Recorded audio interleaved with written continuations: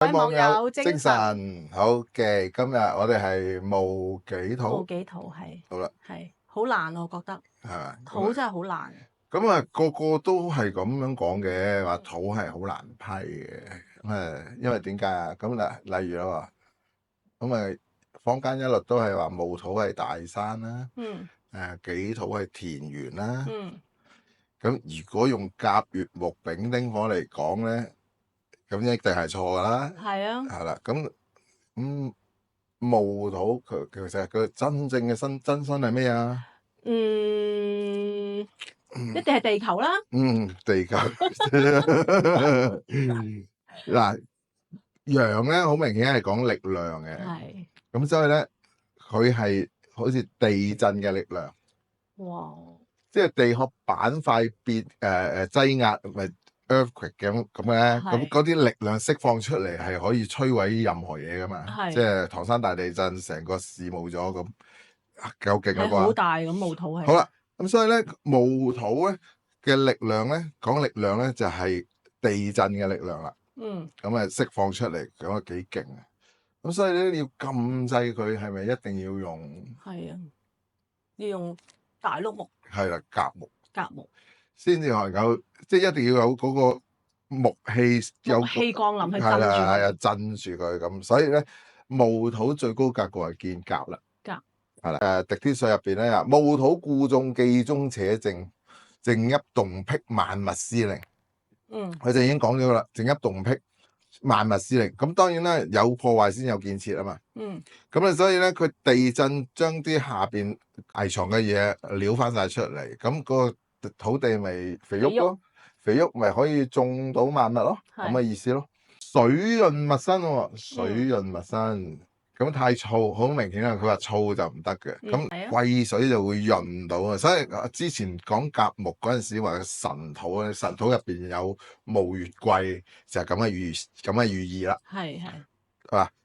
水潤物身，土燥物病啦。嗱，所以呢個燥咧就即係例如吐魯番啊、火焰山啊，如果嗰度火焰土燥係啦，嗰度草都冇條生嘅，咁啊，所以咧就冇嘢咯。咁啊，土燥物病咯。如果個人命係個戊土係好燥嘅，咁佢本身都已經好燥啦。又夏天啦，係啦，辰多好爭，戌多好鬥咁啊，所以個戌即係如果戌土太多咧，就會好掹陣嗰啲人。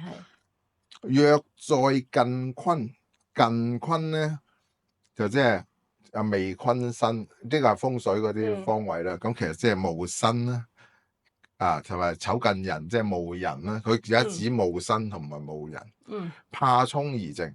嗱，當你係戊申戊寅咧，如有沖咧，咁你就叫做變動多。因為嗰個係驛馬嚟㗎嘛。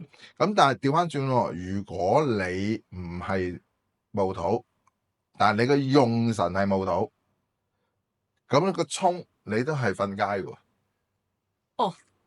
即係土唔係話啲人講越沖越旺，唔係嘅喎。唔係，即係你要睇下你係咪用過戊土先嗱。如果你係用戊土，而佢又咁啱坐戊申同埋戊寅，咁就瀨嘢。就係啦，一沖咧就嗰年就一定係差啲嘅。咁嘅意思咯。咁所以佢頭一結構後邊嗰個字叫怕沖而正就咁解咯。睇下你係用唔用啦。咁調翻轉，如果你嗰個係用頭先講用神啦，如果你個日元係戊申或者戊寅，咁你可以本身個局冇沖啊，但係你可以行到啲運啊，或者流年啊，咁即係一定係嗰個運或者嗰個流年瞓街咁嘅意思。嗱，因為點解啊？戊寅你係咪坐煞啊？係啊。戊申係個人沖個煞啊嘛，係人身沖啊嘛。係啊。又係個煞，所以講嚟講去都係個煞。所以個煞真係唔可以搞。係啦，咁啊講嚟講去都係暗揀有個煞。煞唔可以搞。好啦，咁所以咧，咁啊戊土咧，即係我見到有好多人戊土叫做話除咗用煞之外，用官得唔得啊？梗係唔得啦，係嘛？咁即係因為乙木啊嘛，乙木點可以制到戊土咧？係咪先？咁啊，所以個格局就已經係兩樣嘢嘅啦。咁啊，所以咧戊土都係煞格噶。但係咧，佢好得意嘅喎，滴天髓入邊咧有一段嘢咧，佢就係例如佢話又。係嘛？生於四季月，咩叫四季月？土月係啦，辰戌丑未月。係聚起更新新有之金。嗱，因為嗱睇下聚起四季又四季月啊嘛，係啊，即係新旺啊，即係新旺，即係一定旺啦，係咪？係佢當令啊嘛。係咁你用金去修氣流行，定為貴格，去攝佢，去攝佢。佢夠頭先話講煞係最高格局，嗱呢度係好特定嘅，係辰戌丑未月先至會用到金嘅。就首先大前提係冇煞啦，係大前提係冇煞。咁咧佢就靚啦。咁後邊都話己土都係㗎，即係戊己土喺辰戌丑未月見更新新有嘅金，即係用食傷，係啦，用食傷去套收啊，咁就係貴格。咁啊，如果柱中見丙火木火，即係煞咯，即係咁啊，行運預知都係叫做破格咁嘅意思。OK，總之完全唔可以見到有煞先可以用。係啦，咁你要冇甲木。咁就可以用呢個，即係當然啦。係咯，如果你旺金，你咪死得你個甲木。係啊，佢有個特別嘅格局就係呢個咯。咁所以就另外就喺秋天咧，秋天金戊己土喺秋天咧就食傷當令啦。係啊。咁所以咧雙官配印格咧就最高水平就其實係講戊己土嘅。戊己土。蔣介石。係蔣介石就係呢個格局啦。我真係好中意雙官配印呢個格局。係啊，好羨慕人哋係雙官配印。之前嗰個就係又係雙官配印格啦，又係土生喺秋天啦。係。咁就一般師傅都係唔識批嗰啲咁嘅命格，咁所以咧就會難批啲咯。咁而家一撈埋雙官，佢又有煞又有雙官，咁你就要點樣去定位啦？咁嘅意思咯。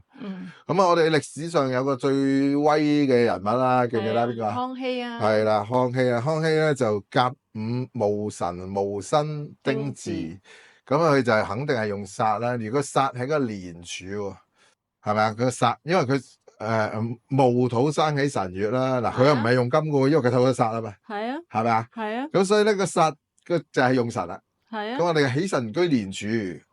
早上興隆或富貴，係啦，咁佢一定係有佢個祖輩就係努爾哈赤、皇太極嗰啲啦，係咪先？咁所以就霸翻嚟啦，打翻嚟啦，咁所以佢幾啱嘅，佢就咁用木就忌金噶啦喎，係咪？咁佢妻宮係冇身喎，咁即係換句話講咧，嗱佢最煩係咩咧？就係佢啲仔。爭位太子啊嗰啲啊嘛，爭位就即係咁。如果唔係佢啲女人俾膽嗰啲太子，係梗係啦。又何來會係嘛？我哋睇過康熙王朝咧，就所有啲阿媽咧，啲皇阿媽咧就喺度搞震，就叫啲仔出嚟搞事。係所有係佢啲女人喺度背後搞。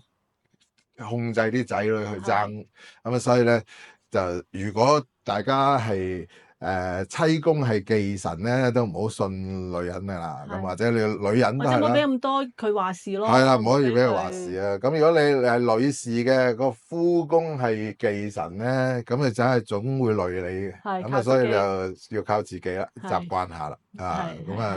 啲戶口分開，各自為政好啲。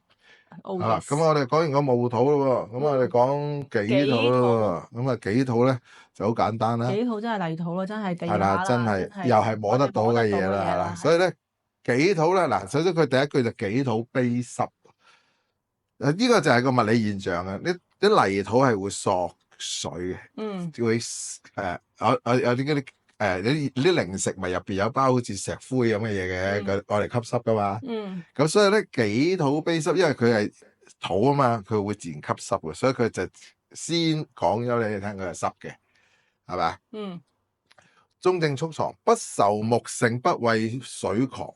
你講你信佢咧，瀨嘢就得，係咪啊？點解咁講咧，師傅？嗱，你話喂唔怕木喎，又唔怕水喎。係咪？不愁木盛就不畏水狂啊嘛。咁但係偏偏又唔係喎，佢又怕木喎，佢又怕水喎。係咯，係咯。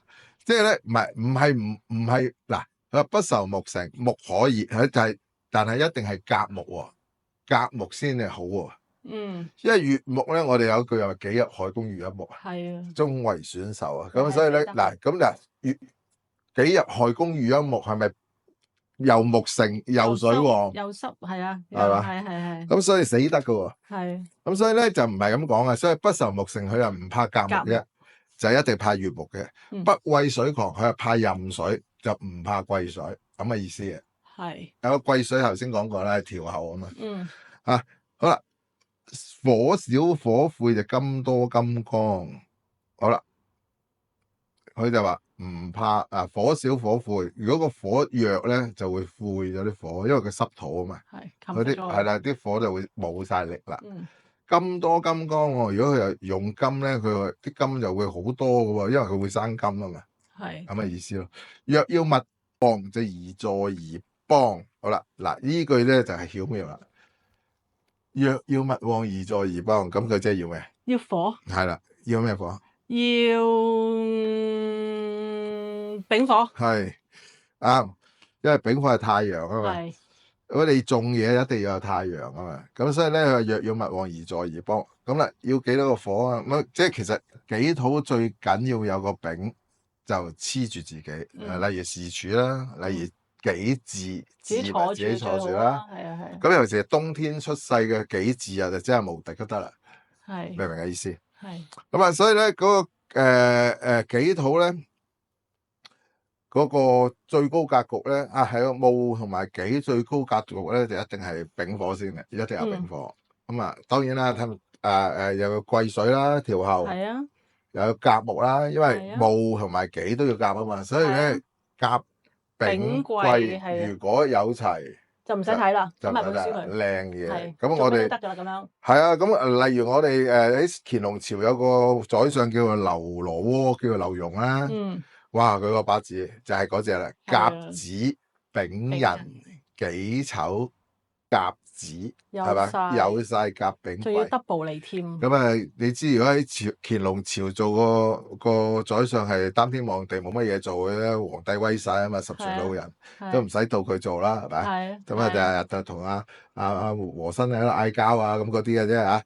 好啦，另外阿林志穎都係己土嘅喎，係咪啊？咁佢係甲寅啦、甲戌同埋己丑。己丑係。好啦，我哋時柱唔知啦，咁但係佢就係呢個八字就係佢就係當令啦，見到甲啦。佢第一個運就乙亥。係咯，佢四季月見到甲係好好啊。跟住第二個運就丙子，第三個運丁丑。咁你頭三個運已經無敵咧，第二個運丙子佢咪全東南亞最紅係佢啦。